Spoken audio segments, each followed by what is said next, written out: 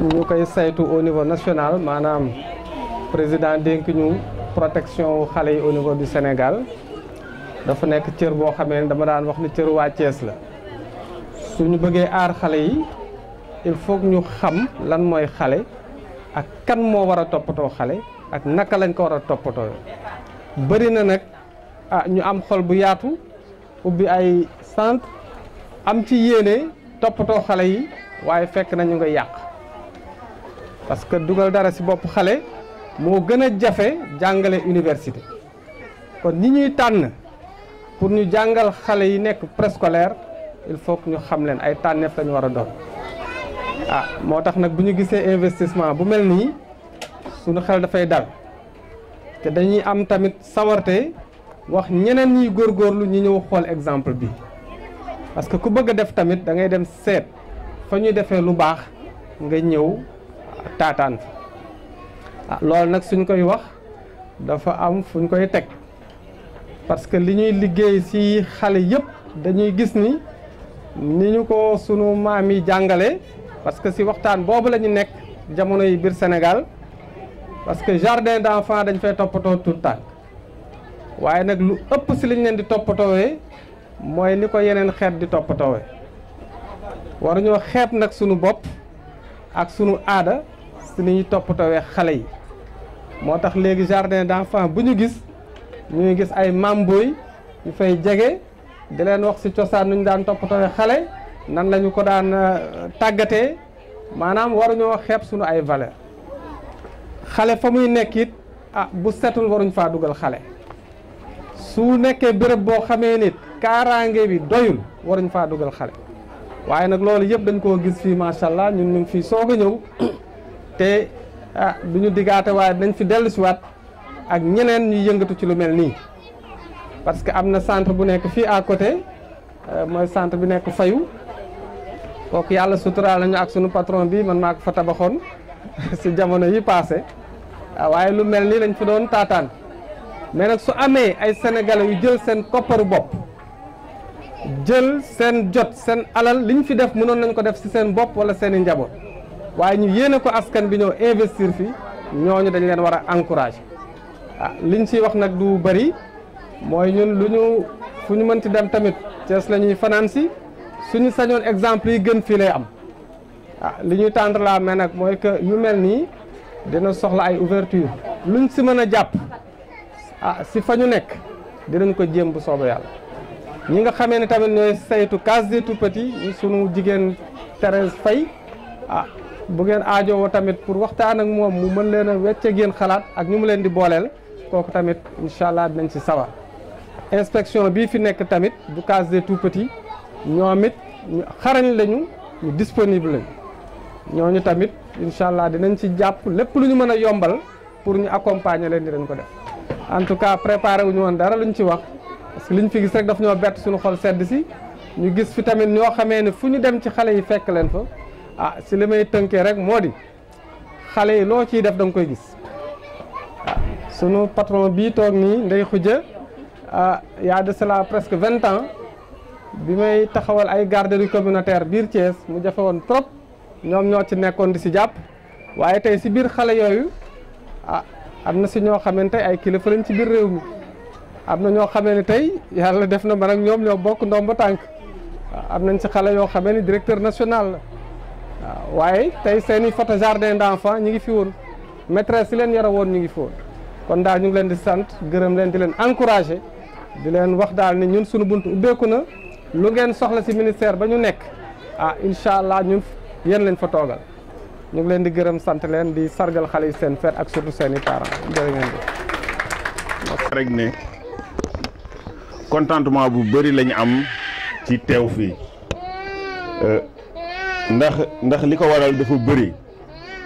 léegi rek laay xool xale yi ñuy jàng ba si yàgg man ma xalaat ne liñ fi commencé di jàng man bi may am 13 ans laa ko commencé jàng déjà rek loolu akki bu mag la donc bu ma waxee loolu rek lépp loo gis rek sabab bi dafa am te ginnaaw yàlla lii am yëpp ci Soukeyna Touré bi la ko yàlla jaarale. Soukey nag sama teewaay fii ñi ma àndal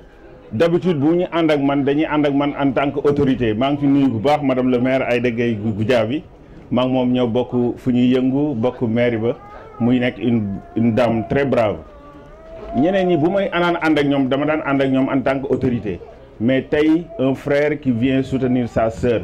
moo tax bi ma ñëwee damay rangé wu toog comme ni ñëpp fi ñuy toog rek ñu toog pour li am solo tey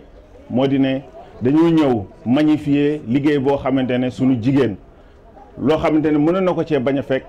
te terewul mu ngi koy def dañoo bokk collège dañoo bokk lycée man ak moom bañ xamante mag Soukey ba léegi mën na pratiquement 22 ans kon am na ku jigéen bu ci juddoo waxuñu am jëkkër góor bu ci juddoo mën na takk jabar dañ daan toog pour wax lañ ne engouement ak engagement bi mu nekkee ba lii taxaw yàgg na ci dañoo mës a bokk classe man ak moom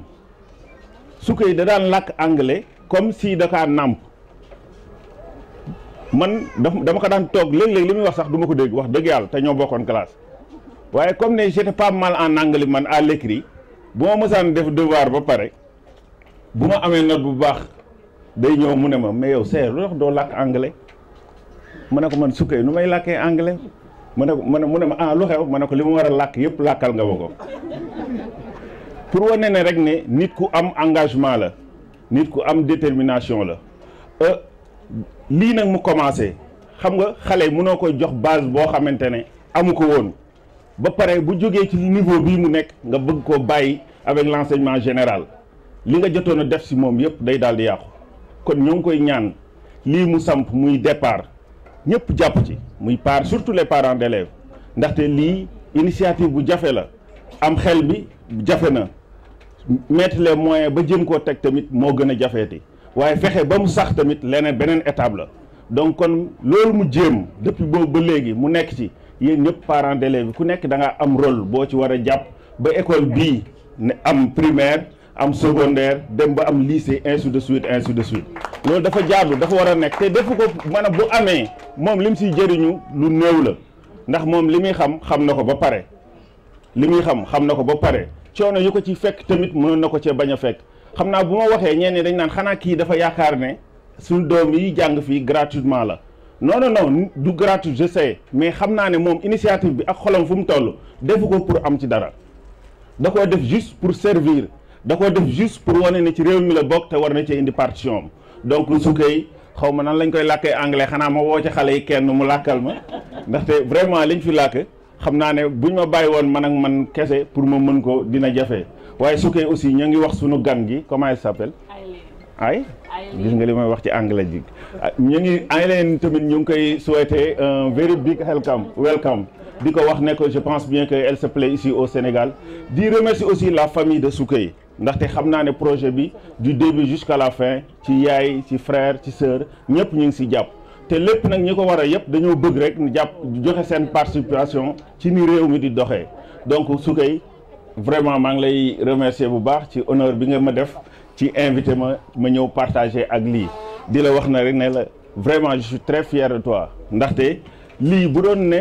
commencé ko woon biñ nekkee xale bu ma la déggee ngay wut école di ko former di teg ay xale boo ma waxee ne ma seer lii dafa am dama naan la Soukey loolu loo ciy wut mais damaa xam ne lii jëmbatoon nga ko yàgg na te nee nañ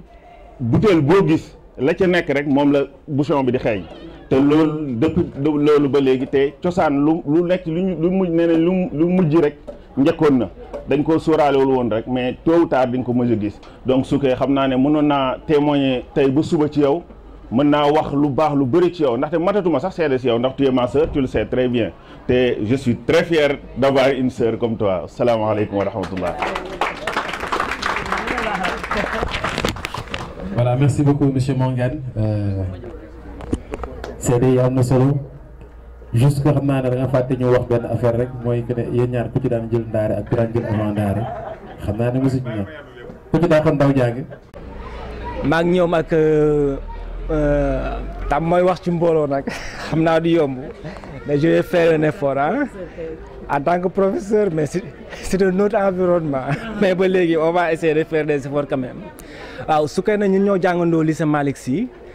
témoignage yu Sayer def du ma ci def lu yokk si que ni ki ngeen war a wóolu jox seen i doom la parce que à chaque fois comme j'ai l'habitude de le dire c'est une dame qui n'a pas changé depuis le lycée Malick Sy elle a toujours été comme ça toujours voilée yiw kon kooku am na solo parents yi am confiance di ko dénk seen i doom parce que elle n'a jamais changé. Okay. Donc ñun aussi c'est un plaisir pour nous de venir apporter notre pierre à l'édifice parce que ba mu ñu waxee projet bi yàgg na mais à chaque fois dañuy bëgg am yéene bi mais nag jot mooy jafe loolu tax ma ni woon ren ak lu mu serré je viendrai quand même apporter ma pierre à l'édifice. Et je remercie au passage aussi l'équipe pédagogique, le directeur, les professeurs. À chaque fois quand je viens ici je suis très bien accueilli